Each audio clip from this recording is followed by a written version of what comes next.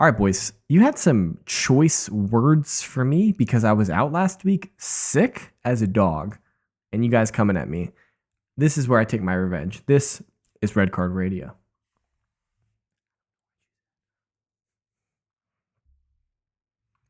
Good morning, good evening, good afternoon, whenever you're listening from. Thanks for tuning in. Red Card Radio is a weekly look at the Premier League from three friends who support different clubs. My name is James. I support Arsenal. That guy up top, he's Brad. He supports Chelsea. Down below, that's Sean. He supports Tottenham. I was going to make a joke about doing the intro perfectly, and then I cocked it up, so that's out the window. Yeah. Huh? Perfection was last week. The you co-host. You sucked. You at have it last to week. add co-host. You're adding co-host to your name now. I am not adding co-host. Well, we are removing. Fine. Then Sean and I are removing host. You're just going to be co part. You're just going to be co. We're removing the co part from the host. Co of Red Card Radio. Smart, Brad. Yeah. Co-owner of a. Well. Yeah. I don't think we have a trademark, so never mind. Red Card Radio, RCR Media is on the come up. Don't you worry. Oh, that's true. RCR Media is coming. Or what's on the plate? We had FA Cup action last week. Apparently, I'm not really familiar with what that competition is. So I think we're gonna ignore it. Are we gonna ignore it? Yeah. It sounds like a Mickey Mouse Cup that nobody cares about. I don't think you care about it, right, Brad? No, I don't care about that cup, Sean, man. you don't care about it, right? There's no reason to talk about last weekend at all. Yeah, okay, so let's just move on. We're going to talk about the Premier League. This is a Premier League podcast anyway. So this week we got one episode for you. We are actually just going to preview round 25 of the Premier League. And so make sure you get your picks in on Discord. It's linked in the description of this video below. If you are new here, first, thanks so much for clicking on this video, clicking on the podcast, assuming the podcast goes up on to Spotify.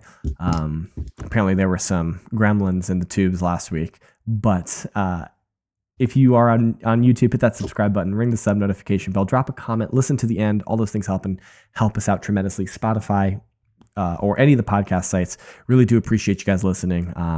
Share it with your friends. Hit the share button and put it on your social media. Helps us out tremendously. And without further ado, gentlemen, round 25 of the Premier League, week 25, because the round is a little weird because we got 11 games. 11 games. And for adroit followers of the Premier League, you will know that there was one game postponed a few months ago for, a little bit of wind. It was a little bit windy.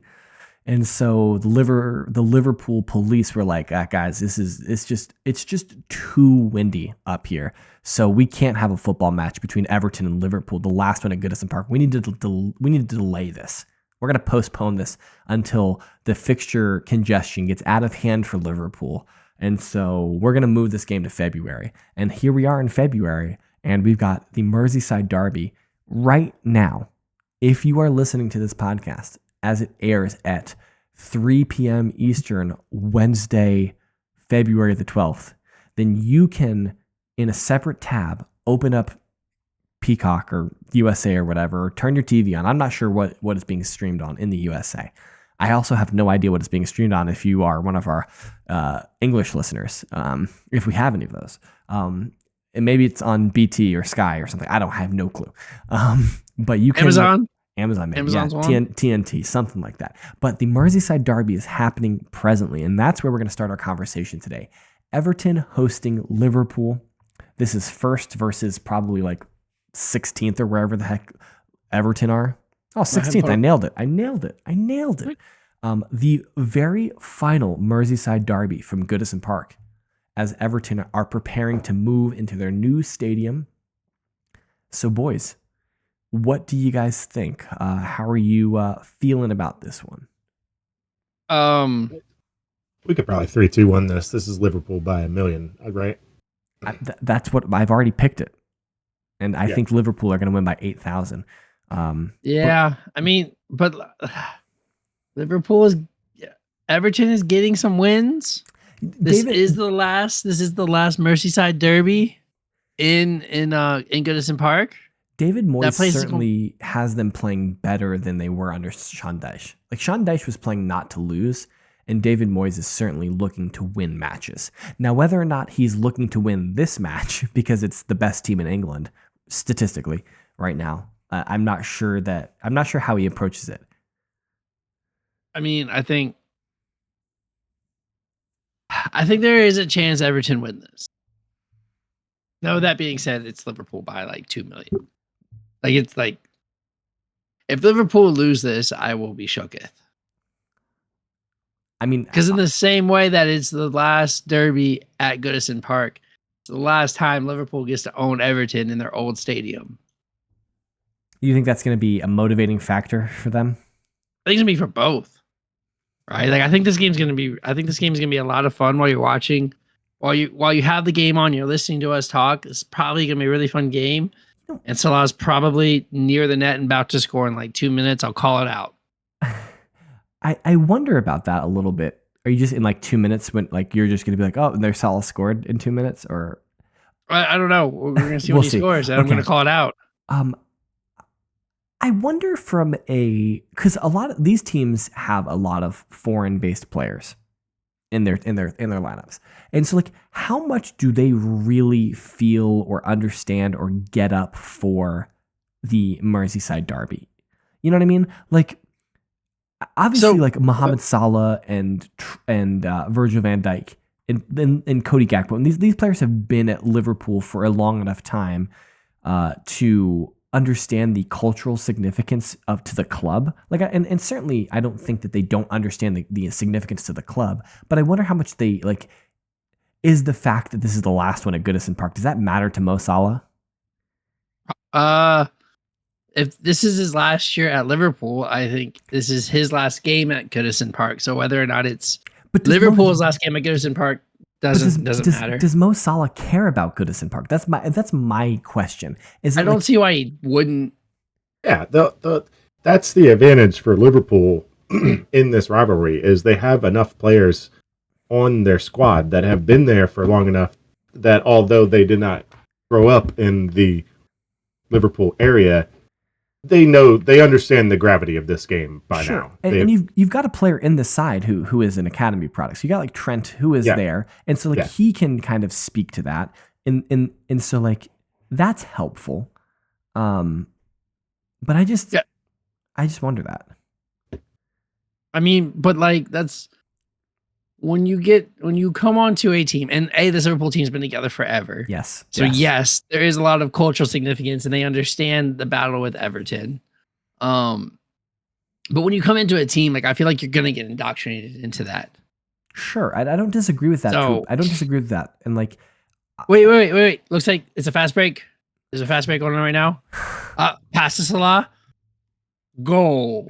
Well, interesting enough about Trent, I think it's well documented. Not only is he an academy player for Liverpool, but he grew up in Merseyside. Yeah. Like he is a Liverpool kid. Like, grew up on the other side of Liverpool. Not that they're very far away from each other, but if anybody understands, it's him. Yeah, exactly. And so like that's useful in terms of building that culture. But I don't know. Like I just wonder about that. I wonder because like you look at those players, and I think that the big international players, like they understand. Like when you say, do they get up for going to Goodison Park? I'm like they get up to go to like Old Trafford, or like I selfishly I say Arsenal, but maybe they don't care about Arsenal. I don't know. But like the bigger teams, you know what I mean? Like players, foreign players get up to go to like when you go to Anfield, like going to Anfield is a thing, right? And obviously the Liverpool players can't be affected by that because they play at Anfield every week. But you take my point about like, I just wonder. That's all I'm saying. I wonder if they care. You're talking 250 feet here, my guy, between the two. Yeah, I get that they're close. So like I think you know who Goodison Park is. You know what that is. I understand that, but like nobody comes to England as like, man, I really want to play at Goodison Park. You know what I mean? Like no one is like, man, I just can't wait to get to Goodison Park. They're like, I can't wait to play at Old Trafford. I can't wait to play at Anfield. Stamford Bridge is probably like that. You know what I mean? Like so like these old iconic Upton Park before West Ham left, maybe Villa Park, perhaps. I'm not sure. White Hart Lane, and really storied, one of the storied stadiums, and our stadiums are soulless, multi-purpose, multi-venue, soulless toilet bowls. Anyway, Yeah, ours. You probably felt this too, but like every time it feels like it's getting character, like the stadium, then we like lose a big game there, and I'm like, there it went. All right, or like we lose to Ipswich at home or something. I'm like, okay, every time we get close. There was a reason why they referred to the Emirates as a library for so many years. So anyway, so that's Everton Liverpool. I don't think it's going to be a good game. I agree with you guys. I think Liverpool's going to beat them by about 1 million. So let's turn our attention though to the weekend. We've got the 10 weekend matches are across 3 days. We got a Friday and we got Saturday, Sunday. I think the big one on Saturday is City hosting Newcastle. This is an in-form Newcastle side who is, by all accounts, flying against City, who has they're still kind of up and down. I think City, and this is 5th versus 6th, huge Champions League implications. Granted, like there's still a bunch of games afterwards, but like these two teams are clearly vying against each other to try and nip that 4th spot from Chelsea, and so. What do we think about this one, guys? This is the battle of the best center forwards in England. You got Haaland versus Isak. I think it's a draw. Of course you think it's a draw as the Chelsea fan. You troll. Yeah. I waited just for the perfect time too for that one. Do not agree with him, Sean. No, I don't think it's a draw. I just this like. What came to mind was a long-standing argument that we've had over the last 4 or 5 years that of tough places to play. So to kind of piggyback off of what we were just talking about, and Goodison was normally the launching point of you guys saying Goodison's a tough place to play, and I'm like, no, it's not. It's not a tough place to play because Everton aren't good. That's why it's not tough to play. And then we would say Etihad is a really hard place to play. Why? Because City are good, and they're really hard to beat no matter where you play them. You could play them in the street, and it's going to be really hard to play them. Yeah. I guess recent form says that City are not very good. In fact, they just got beat by Madrid at the Etihad. The way Isak's playing and the way Gordon's playing, I am full of confidence that they're going to go in there and just smack City around a fair amount. And Tottenham just played Newcastle a few weeks ago, and they are oppressive, man. It was hard. James, I don't got to tell you. I mean, that was the shocking thing about watching your League Cup tie is you guys look flustered and like you couldn't. You very much unlike yourselves. You are not a team that cannot handle the press. Well, you normally just pass out of it very comfortably, and you couldn't do it. You looked disheveled. They did press us fairly well in moments. They pressed us well in moments. We played out of the press a number of times as well, but we did look disheveled. Our biggest issue against Newcastle, I think, and something that Newcastle are particularly well designed to thwart Arsenal, is that they have big, strong center backs, big, strong central midfielders, and then they have an unreal center forward and very fast wingers. And so, like, they decided to muddy up the middle of the park, make it difficult for us to go through the middle, which forced us to get the ball wide. And they were kind of essentially saying, okay, just cross the ball in. You're not gonna win headers against our center backs. Our goalkeeper is going to be active, and so they kind of conceded. They didn't even concede the wings, but they said if you're going to attack us, that's where it's going to be. You're not going to come through the middle. And then when they got the ball, it was just instant up to Isak, and Isak, for whatever it is, just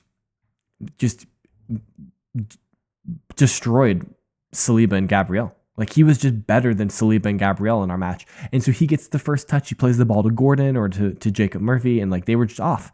And it was just like there's nothing that we could do, and we just couldn't score. They were strong defensively. At first, I was worried that they were going to be too defensive, but then when I realized what they were doing is that like they trusted Isak to get the first touch on the ball in order to play on to. Isak had a great center forwards game, like he did a great center forwards like shift. against Arsenal. But I'm not necessarily sure that that's going to. I mean, maybe You don't think that'll you don't think that'll translate to the City game? Well, City are one of the best teams playing out of the press. They might be better at Arsenal than Arsenal are at it. Maybe not this year, but traditionally they are. They have a lot of injuries, and so players are playing out of position, and so like it's not super fluid right now. And for some reason, their goalkeepers are not passing. Both Ortega and Ederson are not passing the ball well. Ederson is like he had a screamer that I think led to Madrid's second goal tonight, where he just sliced it and it went right to Madrid. And so it'll be interesting to see who they play, if they play Ortega or Ederson. But yeah, so it's not as fluid as it has been. And the thing about Newcastle's press is it's not 100% of the time. It's in certain moments. And I don't know if there's like certain triggers where like maybe certain players are in certain positions and that's what triggers their press. And whether or not they've tailored it specifically like that. But when it is on, you see things like Fabian Schär up like pressing the 6. And it's just like, what's going on here? Why is their center back up here pressing the 6? And then it leads to a goal. And so maybe we'll see. Yeah, it was. I mean, that was a terrible pass by Raya. So whatever. But fun fact. I'm gonna do a spot of trivia right now for you guys. Ooh, okay. I'm in. This is just random trivia. There are 2 teams in the Premier League who have the same record and the same goal difference. Can you name them? Don't look at the table. I already saw it. Is this City and Newcastle? Yeah, it's City and Newcastle. Yeah. Their goals for and goals against aren't exactly the same, but they're both 12 wins, 5 draws, 7 losses on a 13 goal difference, plus 13 goal difference. And so my draw wasn't a troll. Because they have a lot of draw? I'm just saying. Or that they're equally. No, because they're equal. Okay. Because they are even. And so the scoreboard will be even. Oh, okay. All right, let's turn our attention to Sunday. There's the final match of the weekend is Tottenham Hotspurs hosting Manchester United. Quick context conversation. This levels. It's the levels match, baby. Yeah, I know where you're going. I mean, I didn't. Yes, it's a levels match because it's Tottenham versus Manchester United. Like those are 2 Big 6 teams, right? Like, come on! I know where you're going. Why is it a levels match, James? This is our bottom half of the match. Go ahead. Table of the match. This is our match of the Go week. ahead. This is if you can watch one match this week that we will not watch. This is for you to watch. This is number 13 versus number 14. Yeah. Fighting for 13th. Yeah. We killed Brad. Brad is dead. I'm so glad it's not me as part of this. 2 years now. 2 years ago, it was you. Yeah, 2 years ago, it was you. Let's do that. Let's do it one more time. Yeah. So Sean, does Tottenham get to 13th on the table? When do Tottenham get to 40 points to secure? Yeah. Hold on. Are y'all gonna be safe? 13 points is a lot for your boys in Lily White. We're a ways 10 away. points from the drop zone.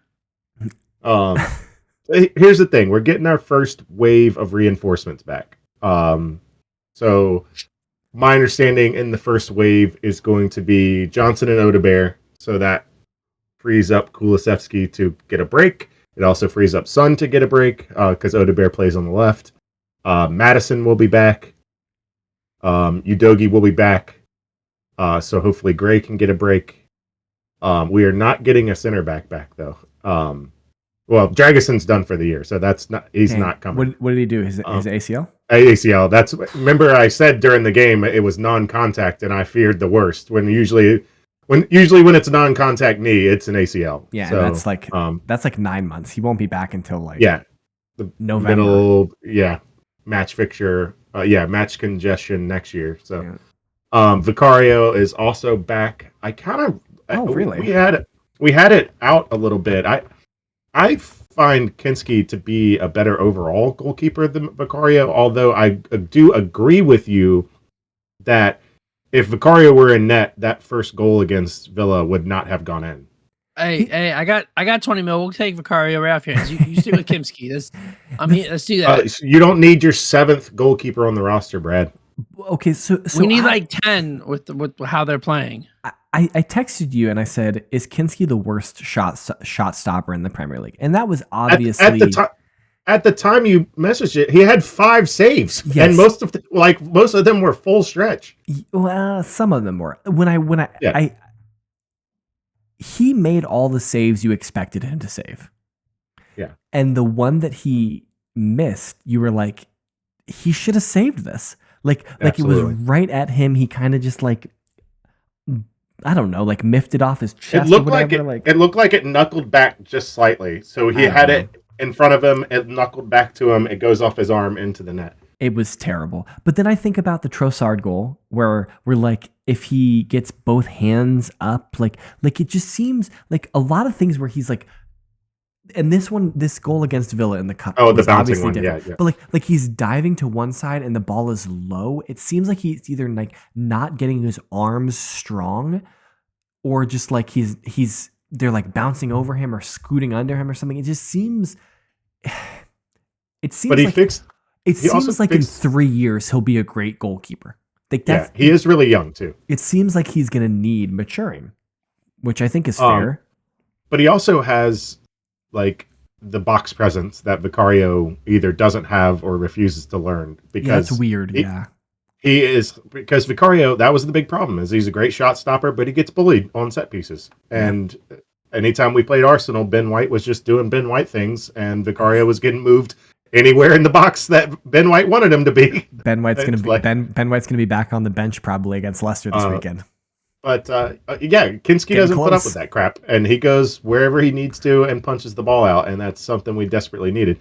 So that's the wave coming back, which is great. Here's my either little bit of trivia or just a fact for you. There are 3 players in the Premier League since November 22nd that have played over 1,700 minutes. Do you care to name them? Dejan Kulusevski. Son. No, and not Son. He got injured. They all. I see you're thinking, and yes, they are all Tottenham players. Really? Are like Kai Havertz isn't up there? So 1,700 minutes since November 22nd. The players are Pedro Porro, Archie Gray, and Dejan Kulusevski. No other outfield player in the Premier League has reached over 1,700 during that time. How many games? Or is it's just like that is just under 8. That is just under 19 games. Spurs probably played on the 22nd, and Arsenal probably played on like the 21st or something like that. And so that's possible. And so like that's why you're eliminating certain. But you're saying like Havertz would be there. He has played every minute. Yeah, Havertz. He doesn't come off. He doesn't come off at all. And that's why he got injured in Dubai today. Yeah, it's ridiculous. But like we desperately need some reinforcements, and unfortunately, Romero and Van de Ven are not. Sean, not one of them. Do you think it would be nice to have some sort of like period, maybe like a couple weeks in the middle of the season, where like you could like recruit players and like bring extra players on to help fill gaps for injuries? I think it would be a great idea. I think it would be. I think it would be a great idea. You should pitch that. Yeah, unfortunately, even if that were to be the case, Daniel Levy will need to be informed of it, which I'm not sure that anybody in the building will inform him that is the case. He just buys a goalie that's cup tied in Europa League. Man. Yeah, well, Kinski's cup tied in the Europa League. Well, he should be back for the knockout rounds, because I think that they kind of reset cup ties for the knockout round, if I'm not mistaken. So he was probably cup tied for the last 2 group stage or league play matches, but he should be fine for the knockout rounds. But Vicario will be back. We had to go Austin in the two Europes, but but like getting Udogie back gets support for Porro, because Spence can play. He's been playing on the left, but his natural position is right back. Yeah. So that frees up Porro to get a break if we so choose. But, okay. All right. Hold on. You're dodging the Manchester United question, though. Yes. So like, what is it? What is it? Like, are you going to take back 13th? Well, sir? No, are you still? Yes. Do I have to scroll 3 names or 4 names when I get to here? We're we're gonna win. Absolutely. Okay. Said it with his whole chest. Yeah. Whole chest. My problem with Spurs. They're not good. Well, neither are Spurs. That's the problem. Is that I have Spurs are my wolves this year, where I keep picking Spurs because I look at them and I'm like, they should be good. They should win these games, and then they lose to Leicester. You know what I mean? Like, and so like 2 years ago it was Wolves. I'd pick Wolves to win games and they would lose to people. They just kept losing and losing and losing. And I'm like, I don't understand why I keep picking Spurs. And you guys claim that I'm the United apologist here. It's like, I don't know who I'm going to pick in this game. Like, I mean, I might have to pick a draw. I don't know, but a draw's not fun. Draw, yeah. A team needs to win this because the hilarity on the opposite side, because like we all hate Manchester United. 2/3 of us dislike Tottenham, hate Tottenham.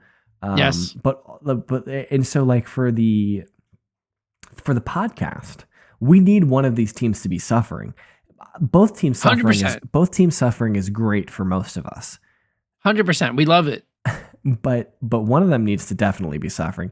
I don't want to beat the dead horse. But should Manchester United beat Tottenham, is Ange fired? No. Okay, I think he is. Hey, I think he gets sacked. Okay, so here's my rebuttal. Then what was the point of the last year and a half? I agree with you. And he's out of both cups now. It's not like you're gonna like the only thing you have is Europa League. But is Daniel Levy bullish enough to say? I told you that Daniel Levy is a coward, and he will bend to the will of the fans.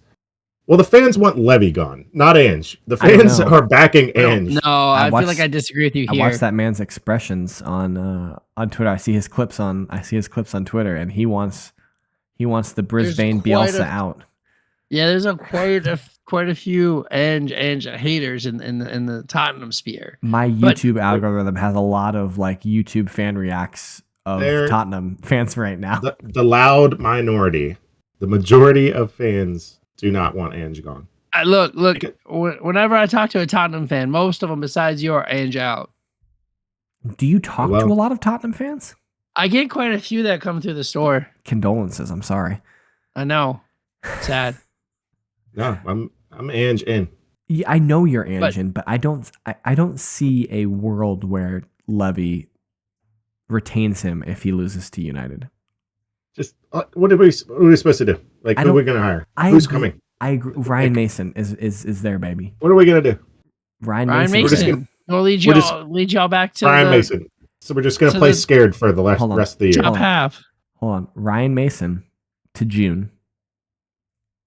And you know who's looking for a job in June? Jurgen Klopp. One former Manchester United manager. Where have Jose? No, not Jose. Ole. Not Ole. Not Ole. Oh, the bald fraud. Come on now. Erik ten Hag. He's got a point to prove in the Premier League, baby. He's available. He knows the league. Proving it here. But he doesn't know any of his own tactics because he doesn't have any. Yeah, well, Daniel Levy doesn't know how to read managers. So this is my prediction. I think that Tottenham are going to lose this game. Actually, I think Tottenham's going to lose. I think Ange is going to get sacked. I think Ryan Mason's at the wheel, and then I think Erik ten Hag's going to get hired. This is my new. Wow. This is my new headcanon. He just hopped onto that like dunk on Tottenham train and just let it run right through RCR Media LLC. I need to have some joy in my life. My interview with Ten Hag would go as such. There would be a whiteboard on the wall. I would bring him into the boardroom, hand him a dry erase marker, and say, "Describe to me on the board your philosophy." Well, hey, listen. He could hit you with the Jane Daniels. Do you want me to throw a touchdown? I'll throw a touchdown. Did you know when the Giants interviewed him, and then he said a touchdown. I don't know. Well, nine times out of 10, those people don't know what they're doing. So Jaden was the one. Ten Hag's gonna say some stuff like that, and I'm gonna be like, yeah, he has no idea what he's doing. Next interview, please. I'm just saying, he's available. He's got a point to prove. He's from that Dutch brand of football that everyone... Look at Arne Slot. Arne Slot is succeeding at Liverpool. He is a Dutch football savant. Ten Hag's got it too. He's ready. Who just lost to the Pilgrims. Well, you know, it Sure. happens. Sometimes you lose to bad teams in the FA Cup, and there's nothing to be done about it. Look, yeah, I mean, a team from Plymouth, Argyle, would not be named the Pilgrims, would they? It's crazy. Yeah. Well, who did you guys lose to, Brad? Brighton. We lost to a Premier League team, sir. Yeah, we lost to. Who'd you guys lose to? We lost to Manchester United, and that's terribly shameful. Yeah. You got the worst loss so far. Sean, who'd you guys lose to? Villa away. That's respectable. Okay.